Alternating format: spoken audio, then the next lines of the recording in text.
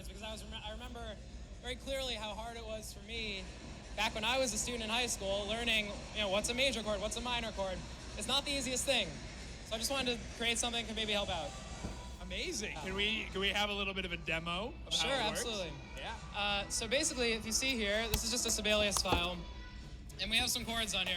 These are seventh chords, just a particular flavor of chord, but we don't have any information about them. We could have just inputted them because we have a homework assignment, or we just want to write something. So basically, the first step to learning more about these chords will be going over here and exporting the file as a MIDI. So go over to MIDI export, and once you do that, you can come over here to the cs50 IDE.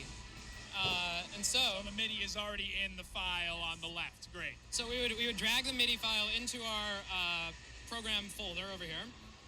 And so in this case, it is here, sevenths.mid. Awesome. And so there are two programs in play here. The first is called MIDI to ASCII. It's available online.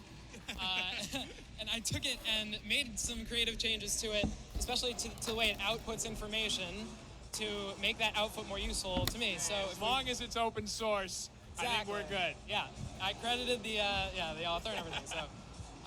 So if we do MIDI to ASCII sevenths.mid to sevenths.text right here, then a text file will appear right here below the MIDI file. Mm-hmm. And this is just information that's contained in the MIDI file type. We have bar values. CR is crotchet or beat, different way of saying beat. Very and then nice. we have the note values here themselves. But this doesn't really tell us much, because if you can read music, then you'll know what these note values are from the Sibelius file. So the main component of my project is this program called parse.c, written in C, and it basically takes the information that we just got from our text file and groups the notes in meaningful ways and analyzes them. So if we run parse, and then we drag the terminal up so we can see what we have. Turn this down. So first we have, again, kind of a reprint of the basic information. The note count here, this is what note in the score it is, bar, beat, pitch class. Pitch integer refers to the normalized, on a sort of 1 octave scale, where does the note fall? And that's the key to analyzing the chords. So if we scroll down, we'll see a key signature hypothesis, C major. Wow. And then the 4 chords right here, 1, 2, 3, 4, with the note values.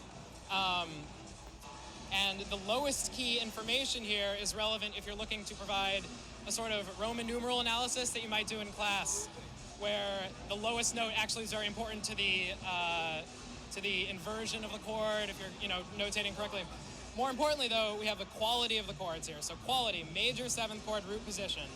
So if we go back to our Sibelius file, we can see that the first chord is in fact a major 7th chord in root position. Wow. And then we go down here, no chord identifiable for the second chord. Why might that be? Just so happens that the notes we inputted for a second chord don't really register as something that would be commonly used in the classical harmonic language. Bach, Mozart, not really about this chord. They wouldn't have anything to do with this chord. Exactly, not really about it. So, get it out of my music. Yeah, get it out. So, of course, no chord identifiable. And that's pretty much it. So there's the analysis of the chord qualities.